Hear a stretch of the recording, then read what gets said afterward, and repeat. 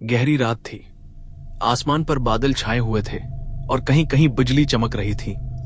पहाड़ों के दरमियान एक सुनसान सड़क पर उमरान नाम का नौजवान अपनी मोटरसाइकिल पर सफर कर रहा था। वो एक छोटे से शहर से दूसरे शहर जा रहा था क्योंकि उसे अगली सुबह जरूरी काम के लिए पहुंचना था। लोगों ने उसे बार बार कहा था कि उस रास्ते से रात के वक्त मत जाना क्योंकि जंगल के बीच एक पुराना गांव है जिसके बारे में अजीब कहानियां मशहूर हैं। मगर उमरान ने उन बातों को महज अफवाह समझा और सफर शुरू कर दिया। रात तकरीबन 1 बज चुकी थी।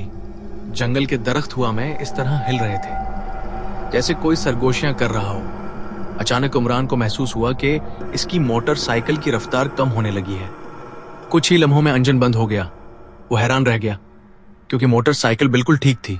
उसने इर्द गिर्द देखा तो सड़क के किनारे एक टूटा हुआ बोर्ड नजर आया जिस पर मिट्टी जमी हुई थी। उसने हाथ से मिट्टी साफ की तो लिखा था, वीरान गांव, आगे खतरा। इमरान को थोड़ा अजीब लगा मगर उसने सोचा शायद यहां कभी कोई गांव रहा होगा। वो मोटरसाइकिल को धक्का देकर आगे बढ़ने लगा। कुछ ही फासले पर उसे दूर अंधेरे में चंद टूटे हुए मकान नजर आए। ऐसा लग रहा था जैसे कोई पुराना गांव हो जिसे बरसों पहले छोड़ दिया गया हो। जैसे ही वो गांव के अंदर दाखिल हुआ, अचानक उसे किसी के चलने की आवाज सुनाई दी। इसने टार्च निकालकर इर्द गिर्द रोशनी डाली मगर कोई नजर नहीं आया। हुआ तेज होने लगी और दरवाजे चरचराने लगे। अचानक एक पुराने घर के अंदर से हल्की सी रोशनी नजर आई। उमरान हैरान हुआ क्योंकि ये गांव तो बिल्कुल वीरान लग रहा था।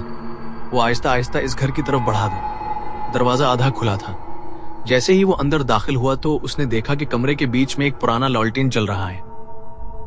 इसी लम्हे पीछे से दरवाजा जोर से बंद हो गया। उमरान चूक कर मुड़ा मगर दरवाजा खुद ब खुद बंद हो चुका था।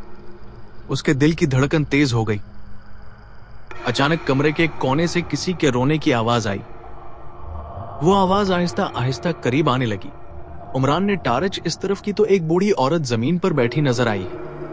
इसके लंबे सफेद बाल थे और चेहरा सायों में छुपा हुआ था। उमरान ने हिम्मत करके पूछा, आप कौन हैं? यहां क्या कर रही हैं? बूढ़ी औरत ने आहिस्ता आहिस्ता सर उठाया। इसकी आंखें बिल्कुल सियाह थीं। वो अजीब आवाज में बोली, हम यहां से कभी नहीं गए, लोग हमें छोड़कर चले गए। ये सुनकर इमरान के जिस्म में सर्द लहर दौड़ गई।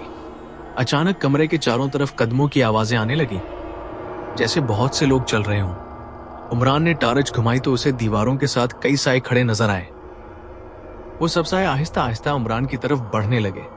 बूढ़ी औरत जोर से हंसने लगी। इसकी हंसी पूरे कमरे में गूंज रही थी।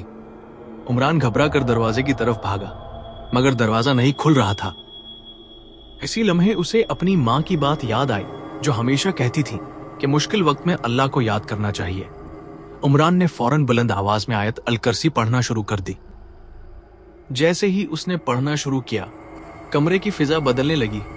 साए पीछे हटने लगे और बूढ़ी औरत की आवाज चीख में बदल गई। लालटीन खुद ब खुद बुझ गई और दरवाजा जोर से खुल गया। इमरान फौरन बाहर भागा और गांव से निकलकर सड़क पर पहुंच गया। हैरत की बात यह थी कि उसकी मोटरसाइकिल खुद ब खुद स्टार्ट हो गई। वो बगैर पीछे देखे पूरी रफ्तार से वहां से चला गया। सुबह होने के बाद वो एक करीबी चाय के होटल पर रुका और सारी रात का वाकया सुनाया। वहां बैठे एक बूढ़े शख्स ने गहरी सांस ली और कहा, बेटा, कई साल पहले इस गांव में एक अजीब बीमारी फैल गई थी। लोग मरने लगे तो बाकी सब गांव छोड़कर चले गए कहते हैं। जो लोग मर गए थे उनकी रूहें आज भी वहां भटकती हैं। ये सुनकर उमरान खामोश हो गया। इस दिन के बाद इसने कभी रात के वक्त सुनसान रास्तों पर सफर नहीं किया। इंसान को हमेशा अल्लाह पर यकीन रखना चाहिए क्योंकि मुश्किल और खौफ के वक्त वही सबसे बड़ी हिफाजत है। और बाज जगहें ऐसी होती हैं जहां तजस्सुस के बजाय एहतियात बेहतर होती है।